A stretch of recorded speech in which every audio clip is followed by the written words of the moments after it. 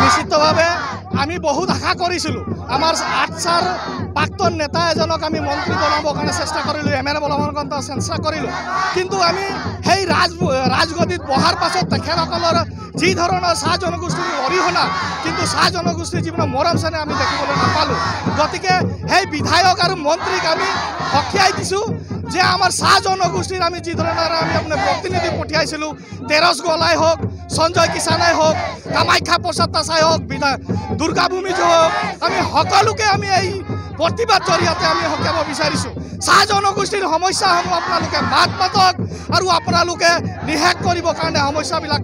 পদক্ষেপ গ্ৰহণ কৰক অন্যথা নহ'লে 2021 বিধানসভাৰ ইলেকশ্যনত কিন্তু আপোনালোকৰ গাদী হেৰাবৰ কাৰণে কিন্তু আমি কুণ্ঠাবোধ নকৰিম আৰু এই চৰকাৰখনক মুখ্যমন্ত্ৰী আৰু হিমন্ত বিশ্ব শৰ্মাৰ ভৰি চেলেকা আমাৰ যিবিলাক নেতৃত্ব শাসক দলৰ যিবিলাক মন্ত্ৰী বিধায়ক আছে তেখেতসকলকো আমি এই প্ৰতিবাদ জৰিয়তে আমি সকীয়াব বিচাৰিছোঁ অতি শীঘ্ৰেই জনগোষ্ঠীৰ যিবিলাক সমস্যা আছে মাটি পট্টাই হওক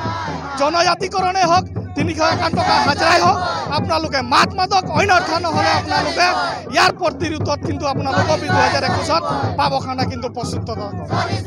চাওক তেওঁলোকে চৰকাৰখন অহাৰ আগতে যি ধৰণে কথা দিছিল যে বিজেপি চৰকাৰ হ'লে তেওঁলোকে জনজাতিকৰণৰ মৰ্যাদা প্ৰদান কৰিব 351 টকা হাজিৰা প্ৰদান কৰিব আৰু চাহ শ্ৰমিকসকলক ভূমিৰ পট্টা প্ৰদান কৰিব কিন্তু এই আটাইবিলাক কথা কিন্তু ফুটুকাৰ ফেন হৈ ৰ'ল আমি বাৰম্বাৰ দাবী জনাই থকাৰ পিছতো তেওঁলোকে যি ধৰণে গুৰুত্ব প্ৰদান কৰিব লাগিছিল তেনেধৰণে তেওঁলোকে গুৰুত্ব প্ৰদান কৰা নাই এই আন্দোলনৰ যোগেদি আমি তেওঁলোকক দাবী জনাব বিচাৰিছোঁ আমি সকীয়াই দিব বিচাৰিছোঁ যে অনাগত সময়ত যদি আমাৰ এই দাবীবিলাক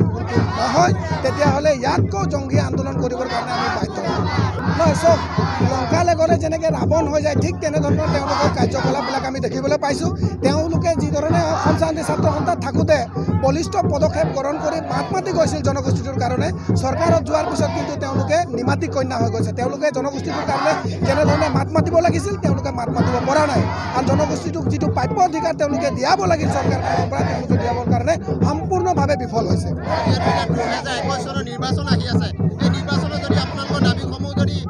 পূৰণ নকৰে আপোনালোকে কি সিদ্ধান্ত ল'ব চব তেওঁলোকে 2021লৈকে যদি আমাৰ দাবীসমূহ ফুলফিল নকৰে তাৰ প্ৰত্যুত্তৰ দিবৰ কাৰণে চাহ জনগোষ্ঠীৰ সমাজ সাজু হৈ আছে তেওঁলোকে তাৰ প্ৰতি লক্ষ্য ৰাখি হ'লেও আমাৰ এই যিখিনি দাবী আছে অতি শীঘ্ৰে ফুলফিল কৰাৰ কাৰণে ব্যৱস্থা কৰিব লাগিব In the quest of truths and facts, to disseminate the logic and discard the propaganda, we don't sit back, we don't compromise. One region, one voice, the Northeast Voice, Ahom.